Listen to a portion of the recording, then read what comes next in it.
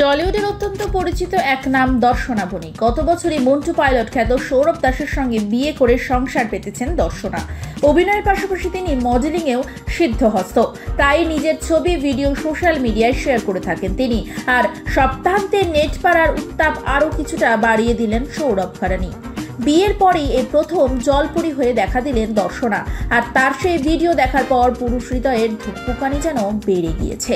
সম্প্রতি দর্শনা তার social media পেজে পুলের জলে সাঁতার কাটার ভিডিও শেয়ার করেছেন। কালো রঙের মনোকিনি পরে সুইমিং পুলে সাঁতার কাটতে ব্যস্ত এই অভিনেত্রী।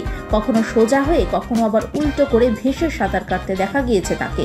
কখনো আবার তিনি পুলের জলে মিউজিকের ছন্দে জল কেলিতেও মজেছেন। দর্শনার এই বোল্ড অবতার নেটিজেনদের পাগল করে দিয়েছে। এমনিতে বহু পুরুষ হৃদয়ের ঝড় তোলেন দর্শনা। তার বিয়ের পর তাকে এই অবতারে দেখে ভিডিওতে লাইক কমেন্ট একেবারে ভরে গিয়েছে।